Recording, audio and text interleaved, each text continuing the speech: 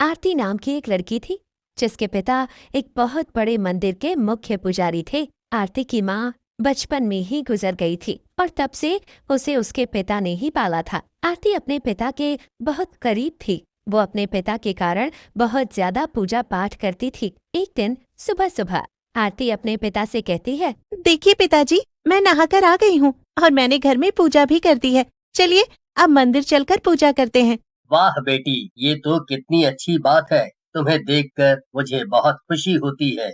अपनी उम्र की बाकी लड़कियों की तरह तुम फालतू की चीजों में उलझी नहीं हो, बल्कि पूजा पाठ और दान पुण्य का काम करती हो।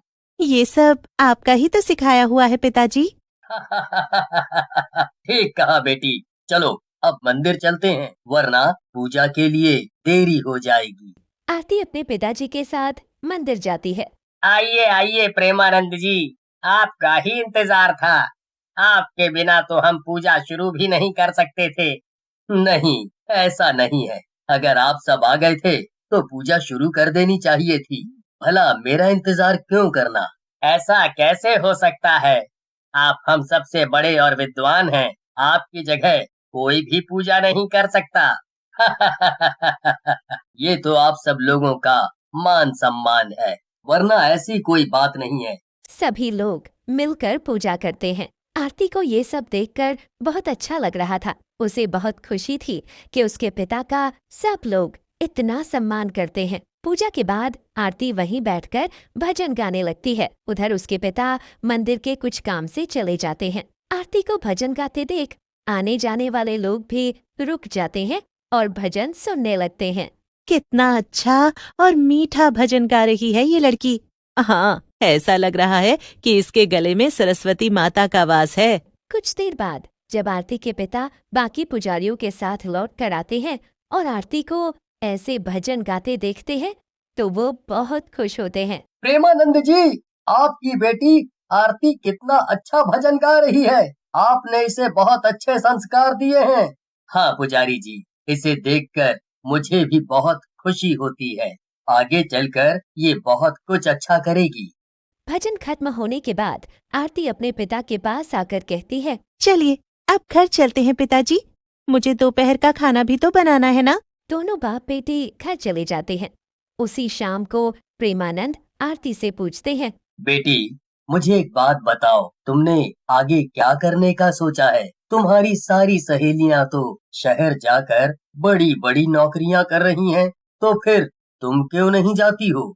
आरती ये सुनकर सोच में पड़ जाती है। मगर मुझे तो शहर नहीं जाना है और ना ही कोई नौकरी करनी है। अच्छा, तो फिर क्या करना है तुम्हें?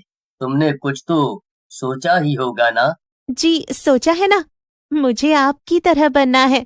आरती की बात सुनकर उसके पिता चौंक जाते हैं। पिताजी, वो दरअसल मुझे भी आपकी तरह पूजा पाठ करना है। मेरा इसी में मन लगता है। मुझे शहर के शोर शराबे में जाकर नौकरी करने में कोई दिलचस्पी नहीं है। ये तो बहुत खुशी की बात है बेटी। ठीक है, मुझे तो इसमें बहुत खुशी मिलेगी। अगर तुम मेरी ही तरह पूजा पाठ करोगी तो मैं तुम्हें मंदिर के बाकी पुजारियों से बात करके बताता हूँ।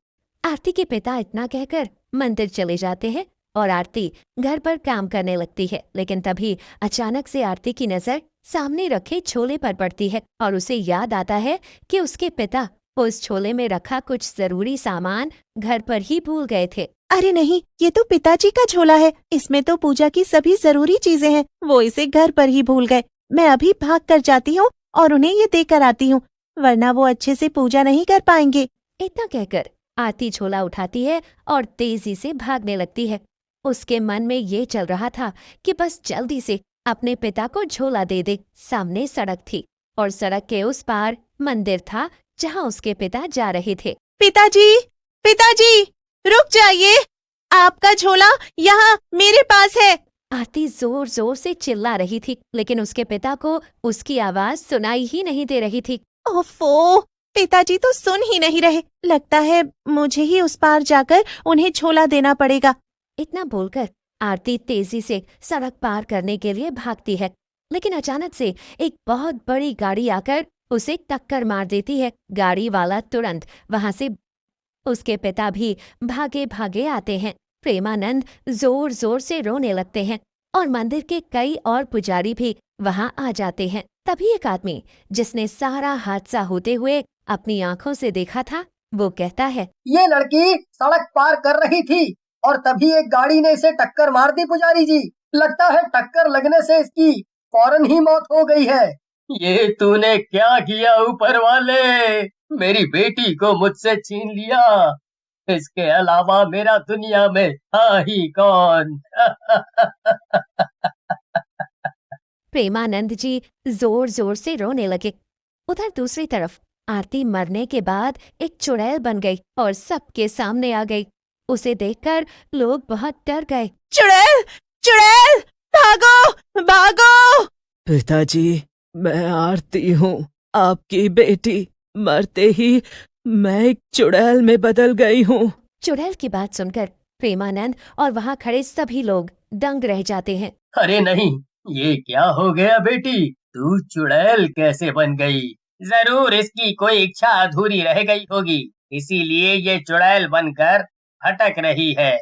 हाँ, मेरी हमेशा से बस एक ही इच्छा थी, और वो ये थी कि मुझे मंदिर में रहकर पूजा पाठ करना था, मगर उसके पहले ही मैं मर गई।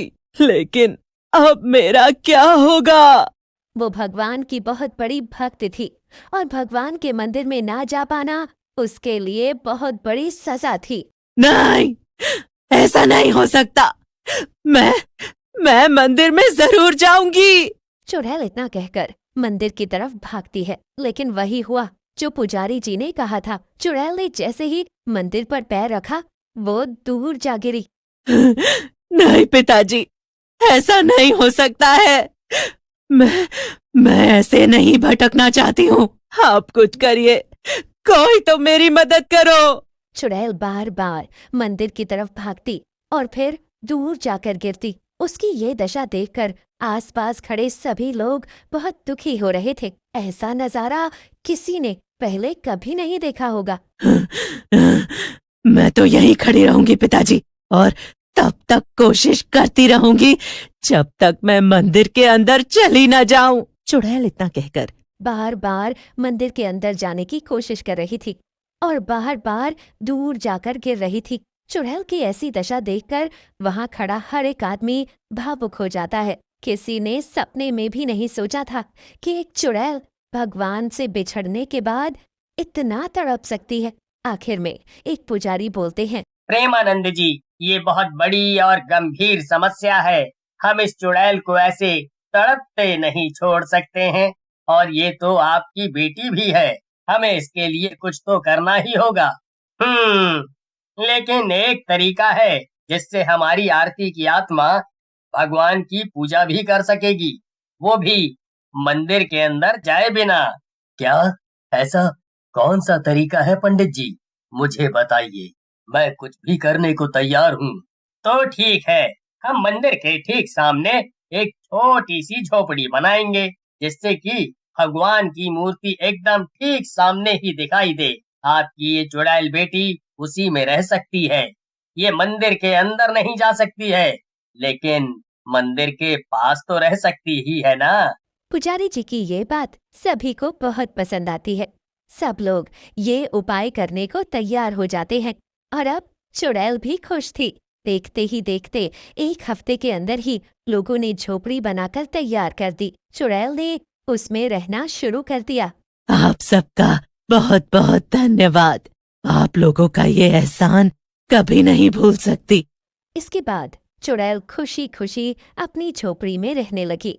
आने जाने वाले सभी लोग उसे देखकर हैरान होते थे और कुछ लोग खुश भी होते थे। इसी तरह से कुछ वक्त बीत जाता है। चुड़ैल हर रोज सुबह उठती थी और दूर से ही भगवान को पूजती थी। इसके बाद वो अपना पूरा दिन भजन गाने में बिता देती है। प्रेमानंद जी भी अक्सर अपनी बेटी से मिलने आया करते थे। इसी तरह से कुछ समय और बीत जाता है और एक दिन चुड़ैल को पूजा पाठ करने की वजह से मुक्ति मिल जाती है और सारा गांव भगवान की भक्त चुड़ैल को हमेशा याद रखता है।